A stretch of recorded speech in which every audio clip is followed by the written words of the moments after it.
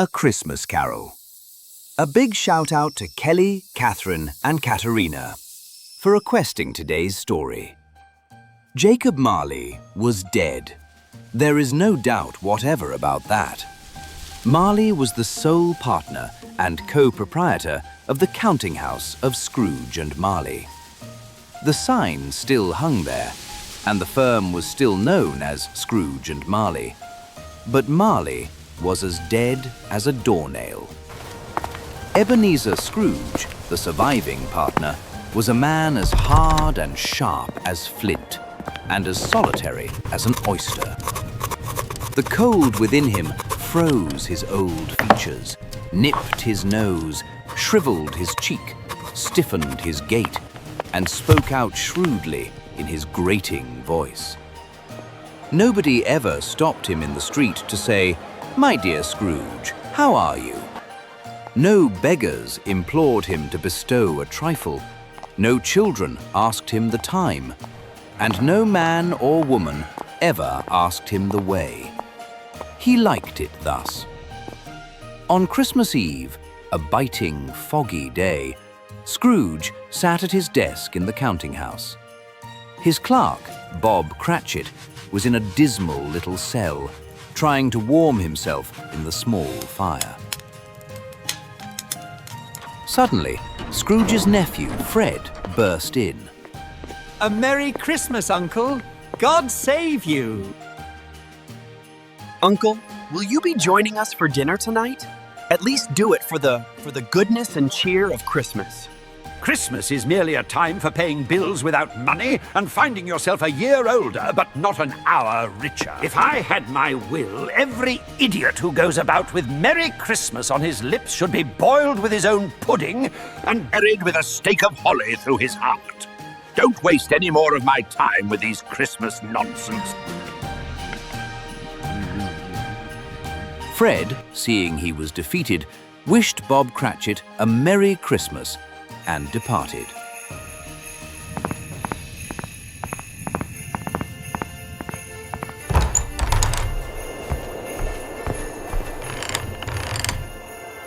Next, two portly gentlemen entered, soliciting donations for the poor and destitute.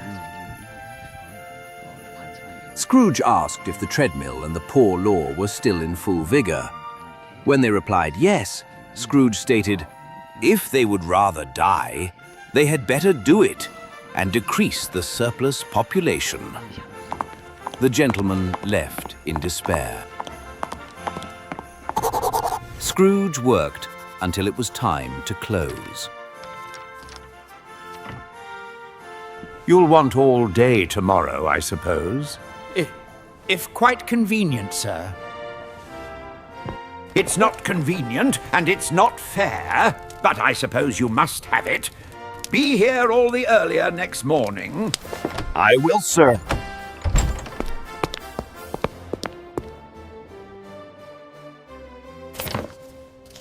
Scrooge went home to his gloomy old chambers.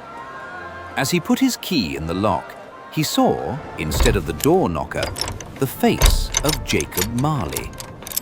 It had a dismal light about it, like a bad lobster in a dark cellar. Scrooge blinked, and the knocker was a knocker again.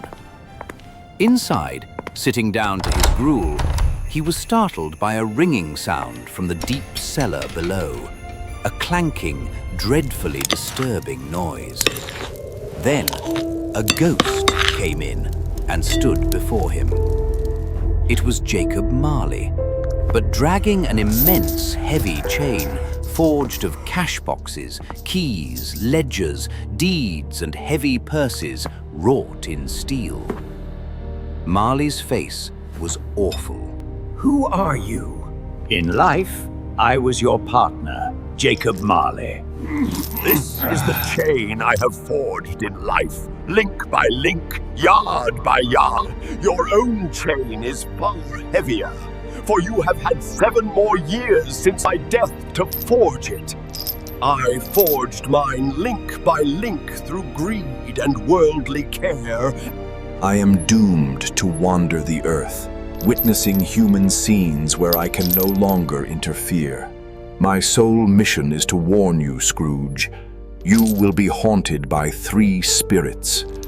The first will arrive when the bell tolls 1, the second on the next night at the same hour, and the third on the night after when the last stroke of 12 ceases. Marley floated out, where the air was filled with mournful, restless phantoms, each dragging a similar, clanking chain. Scrooge staggered back to his bed, locked the door, and went to sleep, filled with a great, though still skeptical, dread. Scrooge awoke precisely at 12. He waited nervously, and when the clock struck 1, the curtains of his bed rustled. Are you the spirit, sir, whose coming was foretold to me? I am the ghost of Christmas past. The spirit commanded Scrooge to rise and walk with it. It touched Scrooge's heart, and they passed instantaneously through the walls and out onto a country road where Scrooge had been a boy. The spirit showed him his old boarding school, cheerless and deserted, save for one solitary boy reading by a feeble fire. Ebenezer Scrooge, alone. The scene changed. Scrooge saw his younger sister, Fan. I missed you so much, and I have come to bring you home, dear brother.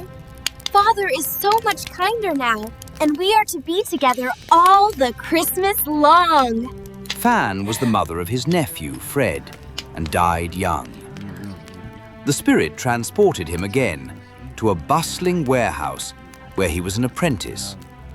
His master, Fezziwig, closed the shop for the night, shouting, Yo-ho, my boys! No more work tonight!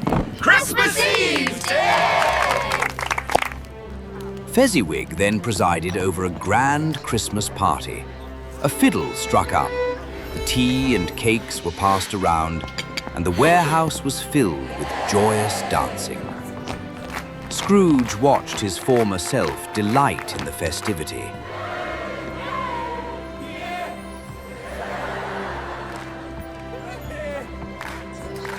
He has spent but a few pounds of your mortal money, and you praise him as if he were a benefactor of mankind. The happiness he gives is quite as great as if it cost a fortune. The words struck Scrooge's ear, and he hung his head, for he was thinking of Bob Cratchit. The scenes became more painful. Scrooge saw himself as a young, striving man, with another person seated beside him, a beautiful young woman, Belle. It matters little to you, very little. Another idol has displaced me, a golden one. My dear Belle, please understand that all my efforts are for our future. I have seen your nobler aspirations fail and your love of gain grow strong. I'm sorry, Scrooge, but I can't do this anymore. She dissolved their engagement. The old Scrooge groaned, seeing his greatest regret. Finally, the spirit showed him a home scene years later. Belle was now a mother, surrounded by happy children and a kind husband. Scrooge could bear no more. The ghost remained impassive. Scrooge wrestled with the spirit, and with a sudden force of desperation, he extinguished the light emanating from its head with its own cap. He found himself back in his own bed, exhausted, falling into a heavy slumber. Scrooge awoke as the clock struck 1. He was now prepared and waited for the next spirit. A mighty voice called his name, and a flood of light shone from the adjoining room. Scrooge entered to find a most extraordinary sight. The room was transformed into a paradise of Christmas food. Enthroned upon this mountain of food sat a giant spirit glorious to see. It bore a glowing torch shaped like a horn of plenty and wore a simple green robe bordered with white fur. The spirit had more than 1,800 brothers, one for every year since the birth of Christ. The spirit carried Scrooge out into the streets, where people were merrily scraping the snow and carrying their dinners. The spirit sprinkled incense from its torch upon them, which caused any sourness to vanish instantly. They flew to the poor dwelling of Bob Cratchit. They found Mrs. Cratchit and her children preparing the modest Christmas feast. The two young Cratchits came running in, boasting that they smelled the goose. Then came Bob Cratchit himself, carrying his youngest son, Tiny Tim. Tiny Tim was a cripple. He bore a little crutch and wore iron frames upon his limbs. The family sat down to the tiny goose, which they magnified with praise. Bob offered a toast. Scrooge was deeply moved. Tell me if Tiny Tim will live. The spirit quoted Scrooge's own words. If he be like to die, he had better do it and decrease the surplus population. Scrooge hung his head in penitence. The spirit took Scrooge on a journey around the world, to miners gathered around a fire, to lighthouse keepers on a rock, and to sailors far at sea, all observing Christmas with cheer.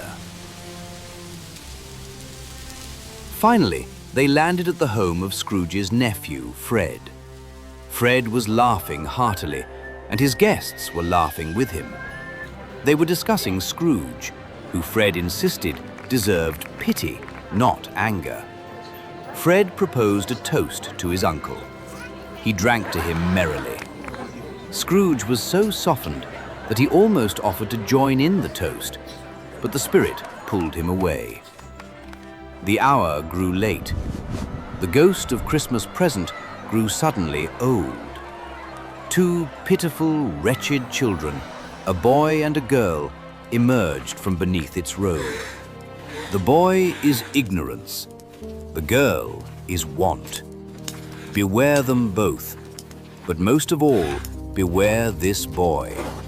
For on his brow I see that written which is doom, unless the writing be erased.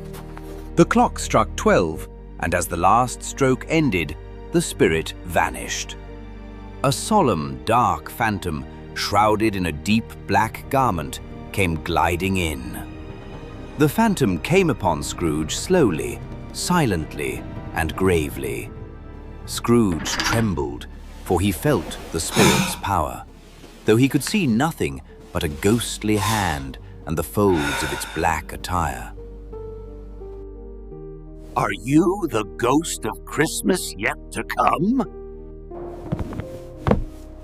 Tell me that I may yet change these shadows you have shown me. The spirit neither spoke nor moved. The spirit pointed forward with its hand. They were in the city, near the exchange, where a group of businessmen were discussing the death of an extremely rich man, who was so despised that no one would attend his funeral. Scrooge wondered who this dead man was, but the spirit gave no sign. They were next in a wretched part of London, at an infamous rag and bone shop. 3 people had gathered to sell items stolen from the dead man's house, including a shirt, a blanket, and even the very curtains from around his bed. Scrooge was horrified by this utter lack of pity for the deceased man. The ghost silently led Scrooge to a bedchamber in the dead man's house. The room was dark, and on the miserable, uncurtained bed lay a lonely, unwatched body covered by a sheet. Scrooge dared not lift the corner of the sheet to see the face. Ghost, I see. The case of this unhappy man might be my own. My life tends that way now. They left the chamber of death and were transported to a poor, humble house where a couple, the Dilber family, was rejoicing with a tearful relief. They owed money to a stern creditor, and with his death, they had a day's grace to gather the payment, a small reprieve from ruin. The dead man's name was never mentioned, yet the effect of his life on others was clear. Finally, the spirit took him to Bob Cratchit's home. The family was quietly mourning. Bob was late, having walked slowly. He explained that he had just been to the place where Tiny Tim lay at rest. Mrs. Cratchit was weeping silently, and Bob tried to comfort them, remembering Tim's patience and goodness. Scrooge broke down. He saw his own name upon a gravestone, Ebenezer Scrooge. Scrooge fell to his knees before the phantom. Spectre, something informs me that our parting moment is at hand. I know that man lying upon the bed was myself. Why show me this if I am past all hope? I will honor Christmas in my heart and try to keep it all the year. I will live in the past, the present, and the future. The spirits shall strive within me. I will not shut out the lessons that they teach. He reached out to clutch the spirit's hand, but the phantom's hood and dress shrunk, collapsed, and dwindled down into a bedpost. Scrooge awoke in his own bed, clutching the bedpost, which was, in fact, his own. They are not gone. The spirits have done it all in one night. I don't know what day of the month it is. I don't know how long I have been among the spirit. I don't know anything. I'm quite a baby. He danced about the room, laughing and weeping at the same time. He looked out the window. A boy was passing by in his Sunday clothes. What's today, my fine fellow? Today? Why, Christmas Day! He hired the boy to go to the poultry shop and purchase the largest, prize-winning turkey they had, and have it delivered to Bob Cratchit's house immediately. He chuckled at the idea of Bob knowing who sent it. Scrooge dressed in his best clothes. He was leaving his room when he encountered one of the portly gentlemen who had solicited charity the day before. My dear sir, a great many back payments are included in it, I assure you. Will you do me that favor? He whispered the amount, and the gentleman was struck dumb with astonishment at the enormous sum. He walked out into the street. Everything delighted him. The cheerful ringing of the bells, the people hurrying along with smiling faces, and the very air itself. Seeing Fred in the distance, Scrooge crossed the street with a beaming face. He asked if he was still welcome to Christmas dinner, and Freddie said yes. Scrooge spent a wonderful, joyous day with his nephew, his niece, and their guests.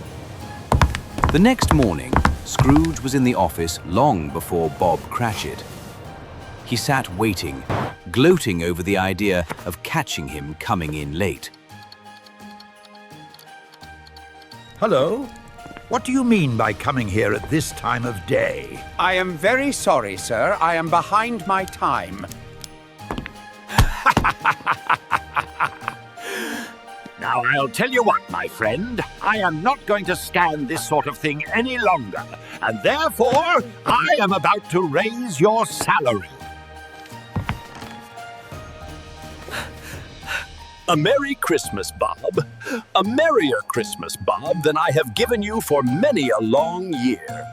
I shall endeavor to assist your struggling family, and we will discuss your affairs this very afternoon over a bowl of smoking, Bishop. Bob was aghast, believing his master had gone mad. Scrooge was better than his word.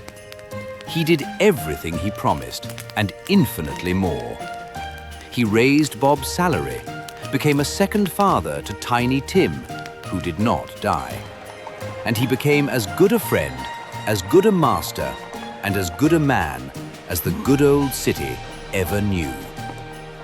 Some people laughed at his transformation, but Scrooge let them laugh, for he knew that nothing ever happened on this earth for good, at which some people did not have their fill of laughter. Tiny Tim, who grew strong, uttered a favorite saying which Scrooge always understood. God bless us, every one.